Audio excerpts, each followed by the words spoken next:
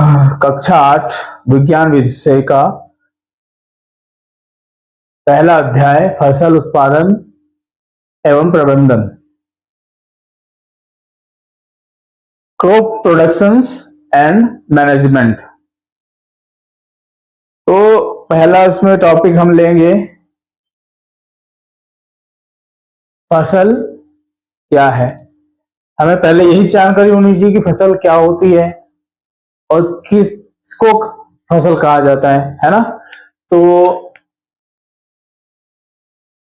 जानते हैं इसके विषय में, फसल क्या है। तो बताओ बच्चों, फसल क्या है? एक ही प्रकार के पौधों को बड़े क्षेत्रों में उगाना फसल कहलाता है ना। एक ही प्रकार के पौधों को बड़े क्षेत्रों में उगाना फसल कहलाता है ना। उदाहरण के लिए क्या? गेहूं, बाजरा, चना, जौ और बहुत सारी फसलें होती है ना, धान, मक्का इत्यादि। ये सभी एक समूह में उगाया जाता है, अकेले नहीं उगाया जाता। इन्हें एक समूह में बहुत बड़े क्षेत्र में उगाया जाता है, जिन्हें एक आसान सी भाषा में हम कह सकते हैं कि बहुत सारे वृक्षों के या बहुत सारे पौधों के समूह को हम फसल कह सकते हैं। जैसे बड़े बड़े वृक्षों के समूह को हम जंगल कहते हैं, उसी तरह छोटे छोटे जो पौधे हैं उनके समूह को हम एक फसल कह सकते हैं, जिनसे हमें अनाज प्राप्त होता है। जैसे उदाहरण के लिए आपको बताया, गेहूं, चना, बाजरा, ज्वार और धान, मक्का आदि, है ना। तो आज हम इसी के बारे में जानकारी प्राप्त कर रहे हैं कि एक ही प्रकार के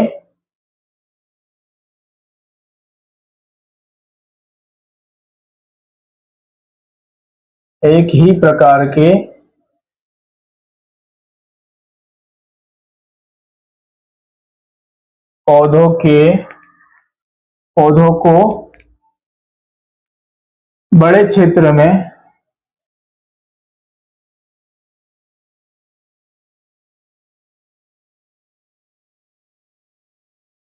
उगाना फसल कहलाता है ना। समझ में आया इतना आप सबको? एग्जाम्पल के लिए हम लेते हैं क्या? गेहूं, चना, जौ, बाजरा, मक्का और धान। इन मुख्य पौधों की ही खेती की जाती है ना। तो अब हम जानते हैं कि भाई इतना तो हमने जान लिया। अब हमें क्या जानना होगा कि फसलों के प्रकार। अब अगला टॉपिक हमारा क्या आएगा? फसलों के प्रकार। दूसरा टॉपिक आएगा फसलों के प्रकार।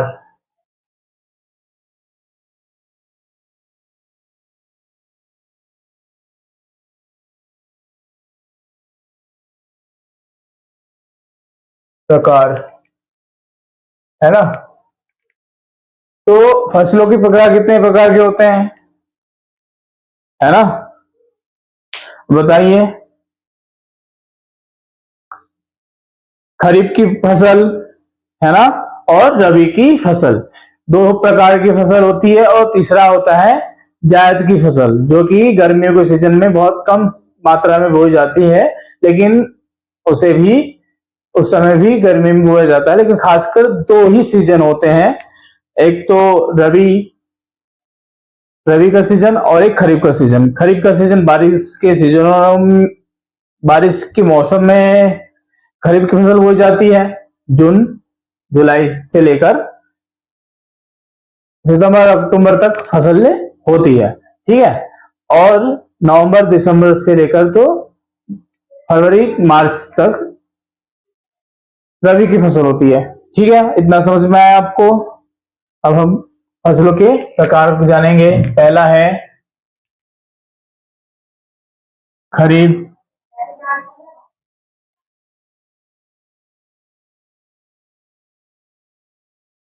की फसल। और इसमें क्या आएगा बताइए आप। खरीफ की फसल और दूसरा रबी की फसल, ठीक है। तो प्रकार की फसलों के प्रकार हैं, है ना।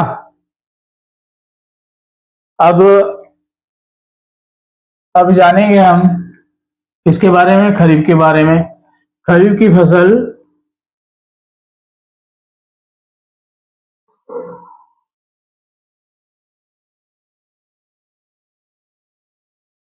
दिनों में बोई जाती है,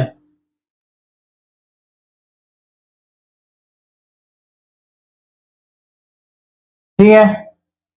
और रबी की फसल कब बोई जाती है?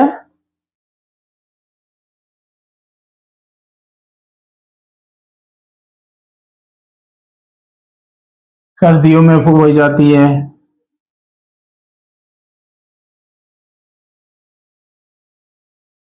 रबी की फसल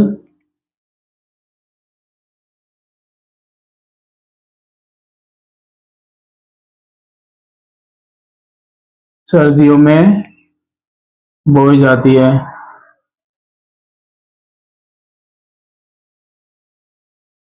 ठीक है।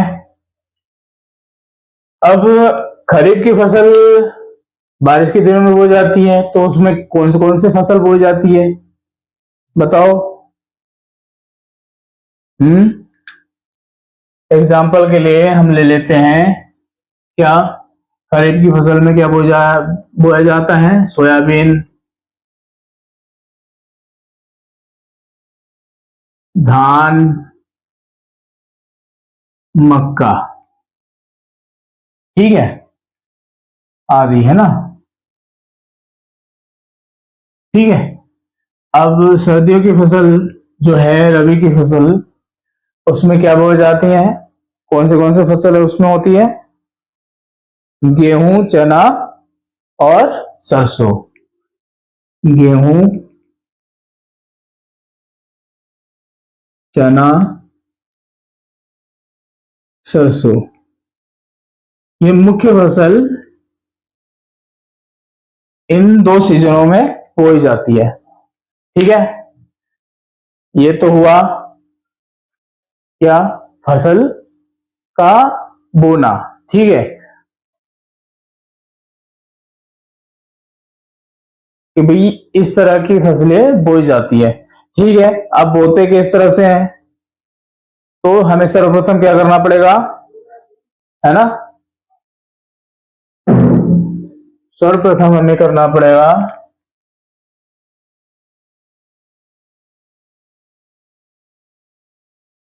तीसरा पॉइंट क्या है, कृषि की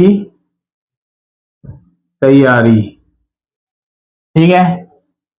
क्या है तीसरा टॉपिक? कृषि की तैयारी। तो इसमें क्या आएगा, इसमें बहुत सारे पॉइंट्स आएंगे, जैसे मिट्टी की जुताई करना, मिट्टी को ढीला करना, जड़ों को बढ़ने में सहायता करना, और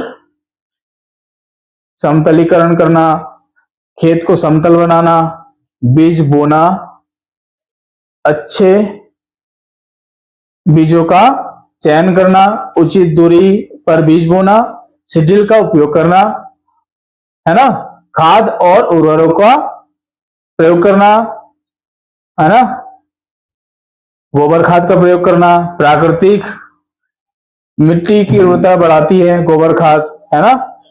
उर्वरकता फर्टिलाइजर्स, रासायनिक पदार्थ जल्दी पोषण देते हैं किंतु मिट्टी की उर्वरक क्षमता को कम करते हैं, ठीक है। सिंचाई करना, फसल को पानी देने की प्रक्रिया, आधुनिक विधियां, स्प्रिंकलर प्रयोग करना, ड्रिप सिंचाई करना। और सातवां और पॉइंट्स क्या है उसमें आएंगे, खरपतवार नाशक का प्रयोग करना है, निंदा नाशक का यूज करना, फसल के साथ साथ उगने वाली अवांछित पौधे का नियंत्रण करना, हाथ से निकालना या खरपतवार नाशक या निंदा नाशक का प्रयोग करना, है ना। फसल की कटाई, पकी हुई फसल को काटना, भंडारण स्टोरेज करना, अनाज को सुखाकर रखना और कीड़ों और नमी से बचाना।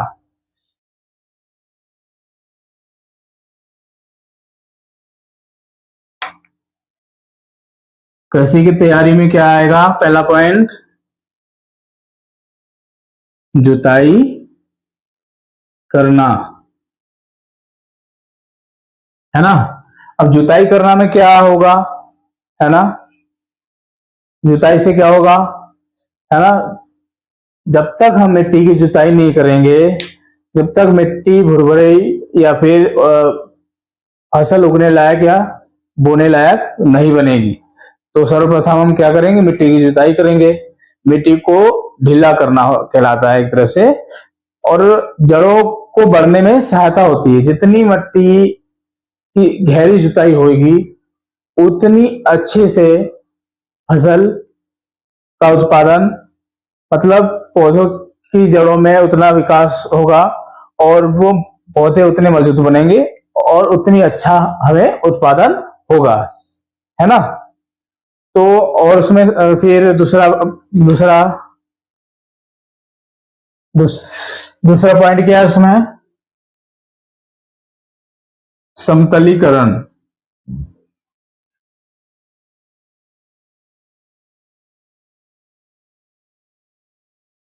समतलीकरण करना, ठीक है। समतलीकरण करने से मतलब क्या होता है, जैसे उबड़ खाबड़ जगहें होती है ना, ऊंच नीच जगह होती है ना। तो पर्याप्त पानी हर फसल तक, हर पौधे तक पहुंच जाए और कहीं भी पानी का जमाव ना हो, जिससे पेड़ पौधे गलने लग जाए और सड़ने लग जाए और उनका विकास रुक जाए। तो हमें मिट्टी को समतलीकरण करना है, मतलब पूरे खेत को बराबर करना है, जिससे पानी का कहीं भराव ना रहे और सब जगह अच्छी तरीके से सिंचाई हो पाए, है ना। तो इसके लिए लेवलिंग जरूरी है, खेतों को समतल बनाना, ठीक है। दूसरा पॉइंट है बीज बोना, ठीक है। क्या है,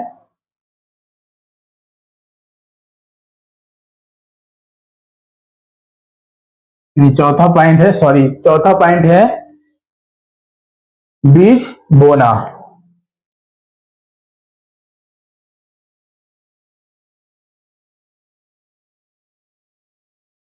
बीज बोने के अंतर्गत हम क्या करेंगे, अंतर्गत अच्छे बीजों का चयन करना है, उचित दूरी पर बीज को बोना है, सीड्रिल का उपयोग करना है। पांचवा पॉइंट क्या आएगा इसके अंतर्गत,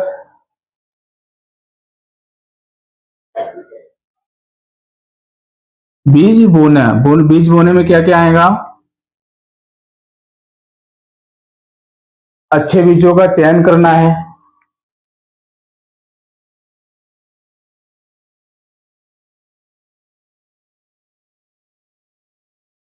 चयन करना, ठीक है।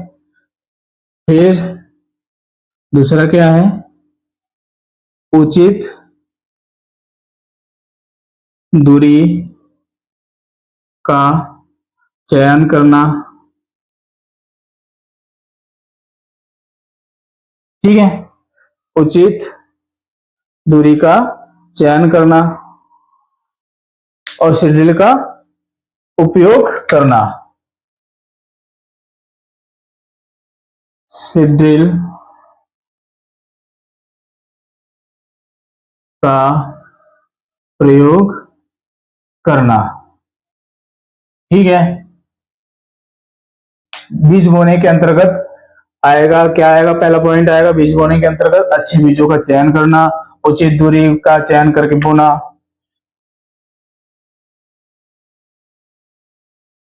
होना, शेड्यूल का उपयोग करना। ठीक है, पांचवा पॉइंट क्या है? खाद और उर्वरक। पांचवा पॉइंट आएगा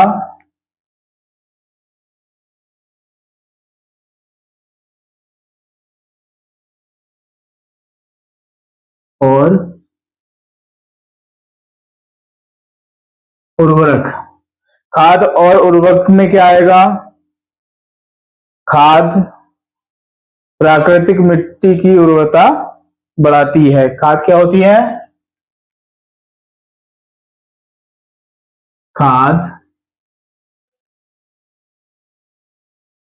प्राकृतिक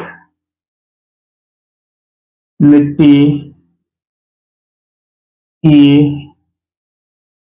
उर्वरता बढ़ाती है।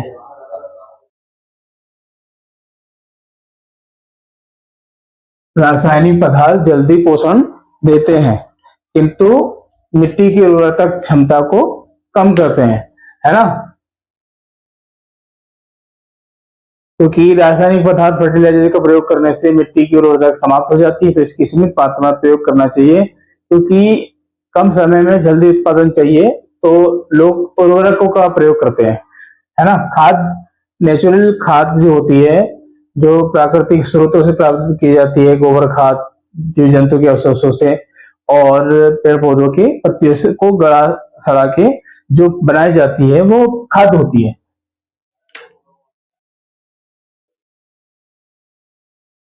अब आता है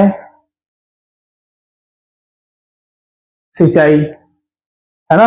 इरिगेशन डिपार्टमेंट, सिंचाई छठवां पॉइंट आ जाएगा, सिंचाई।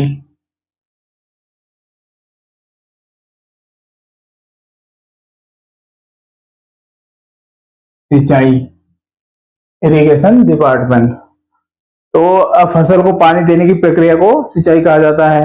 आधुनिक विधियां इसमें कौन कौन सी यूज की जा सकती है ना? स्प्रिंकल प्रणाली की और ड्रिप सिंचाई, जिसमें कम समय और कम पानी में अच्छा उत्पादन किया जा सकता है। तो पानी देने की प्रक्रिया को, फसल को पानी देने की प्रक्रिया को क्या कहा जाता है?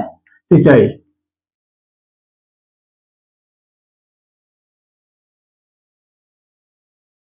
पानी देने की प्रक्रिया को सिंचाई कहा जाता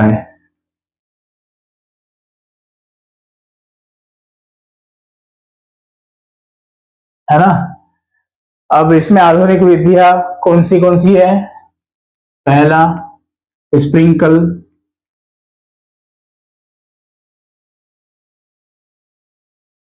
दूसरा ड्रिप सिस्टम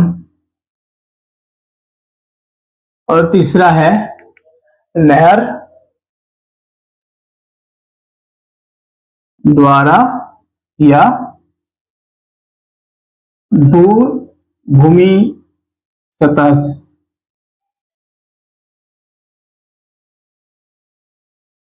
नहर से, है ना? खासकर सिंचाई की इनके जो माध्यम से की जाती है, प्राकृतिक स्रोत क्या होते हैं? एक तो कुआं,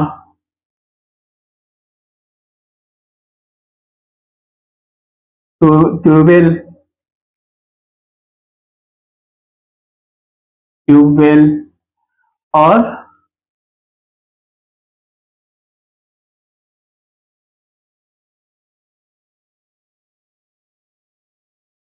नहर के माध्यम से सिंचाई की जाती है।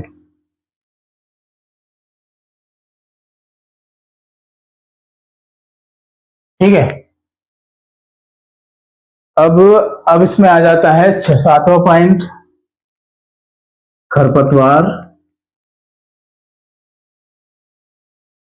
नाशक,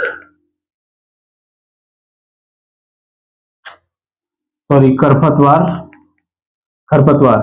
तो खरपतवार क्या होते हैं? फसल के साथ उगने वाले अवांछित पौधे, है ना, जिनका फसल से कोई लेना देना नहीं होता है, तो फसल के साथ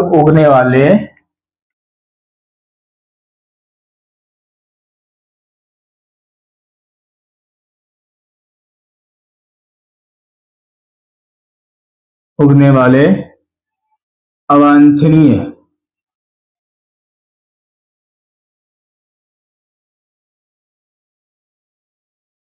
पौधे खरपतवार कहलाते हैं।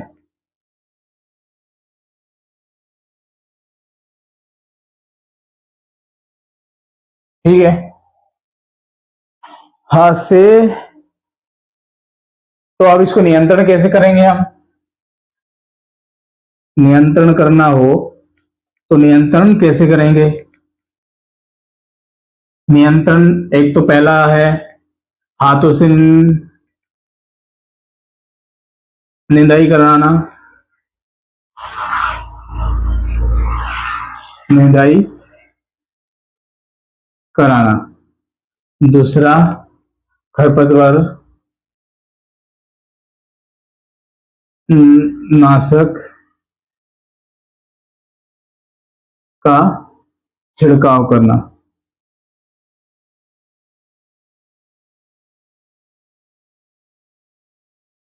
करना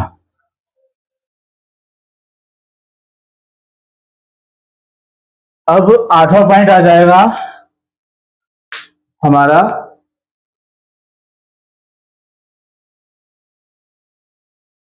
फसल की कटाई करना।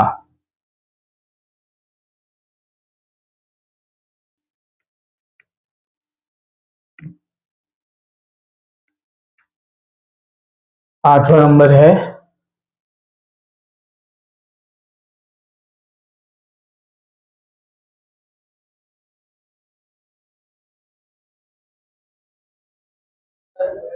नंबर है फसल की कटाई, हार्वेस्टिंग करना, है ना, फसल की कटाई।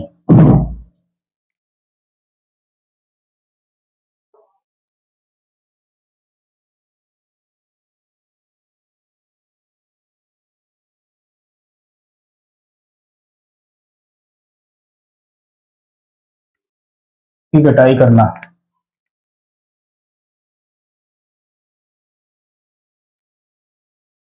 हार्वेस्टिंग करना, इसके अंतर्गत हम क्या करेंगे? पकी हुई फसल को काटना, है ना। सीधी सी बात है, पकी हुई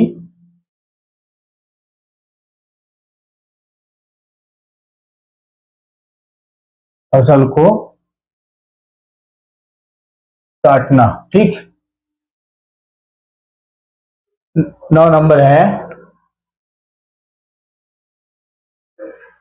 भंडारण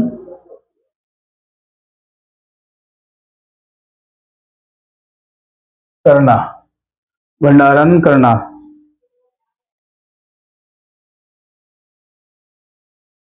स्टोरेज। 9 नंबर है भंडारण करना, स्टोरेज करना। अनाज को सुखाकर रखना, कीड़ों अनाज को सुखाकर रखना और कीड़ों और नमी से बचाना। ठीक है। भंडारण में क्या क्या आएगा? अनाज को सुखाकर रखना। दूसरा, नमी एवं कीटों से सुरक्षा करना। ठीक है।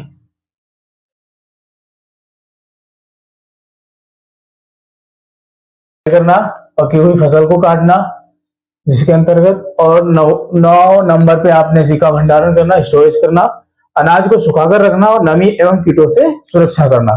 तो ये तो रहा आपका आज का विषय, फसल उत्पादन एवं प्रबंधन करना, है ना, क्रॉप प्रोडक्शंस एंड मैनेजमेंट, है ना। तो फसल बोने से लेकर काटने तक और प्रबंधन करने तक पूरा का पूरा सिस्टम जो है वो प्रबंधन कहलाता है। और उसे किस तरह से संभाल के रख सकते हैं और कहाँ बाजार मंडियों तक, बाजारों तक पहुंचाना और लोगों तक पहुंचाना और लंबे समय तक सुरक्षित रखना, ये कहलाता है मैनेजमेंट, प्रबंधन करना। तो आज के लिए इतना ही, मिलते हैं हम अगली वीडियो के लिए, तब तक के लिए नमस्कार।